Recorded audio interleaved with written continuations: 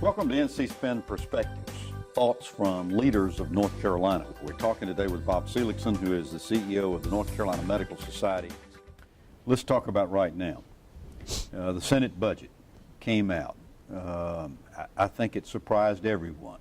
Moves Medicaid out of the Department of Health and Human Services, restricts services to the aged, blind, disabled, the medically needy. Some 15,000 people, we're told, will lose Medicaid services, and reduces payments to providers and so forth over a period of time.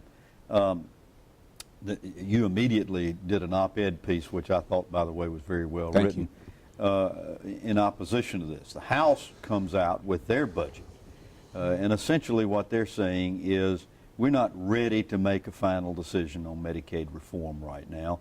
We're going to kind of keep things and try to hold cost as predictable as we can until we get it right. I assume that the Medical Society favors the second version of this budget more than the first? Most definitely, yeah. There's quite a dichotomy between the two bills. All right, so two budgets, in looking at Medicaid reform, so we're looking at 2015 before we can really expect much to happen so far as substantive Medicaid reform? Well, I would say yes and no. Yes, in that it's the changes that are incremental, probably that are going on now won't be evident as opposed to maybe a year from now.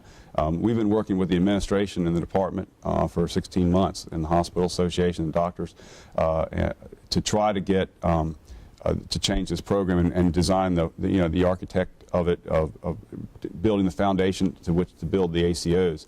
And so that's been going on, and so that's behind the scenes. I think that one of the things that we in the healthcare field profession have a responsibility on is not to let this, if that bill passes the way you just described it, where it says we're kind of working and doing some more study, it behooves us to make sure we are clearly getting involved in making the changes now, so that come next year we can really get into the transformation. Reformed. Yes, sir. What do you think of the House idea that the Medicaid Director, the state Medicaid Director, is no longer going to be appointed by the Secretary of DHHS, but will be nominated by the governor and confirmed by the legislature, similar to what happens with our state controller and other people? What do you think of that idea? Well, I don't have an opinion one way or the other as to what they want to try to do, other than I think that the Medicaid Director position is a very important position, and obviously the person in that position reports to the Secretary and ultimately to the governor,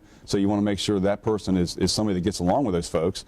But I think they've got to have a good understanding of healthcare and business background in order to do the job. And so my feeling is to get the most qualified person in that position that has the wherewithal and understanding of our healthcare system in North Carolina, what our demands, what our weaknesses are, and to be able to make the changes on an ongoing basis to improve it, to make the program better. I think that's occurring right now, and I think we've got the right people in place. It just, a lot of criticism the department's received over the past, year and a half, and a lot of it was they're the recipient of things that were done in prior administrations, an accumulation of bad management.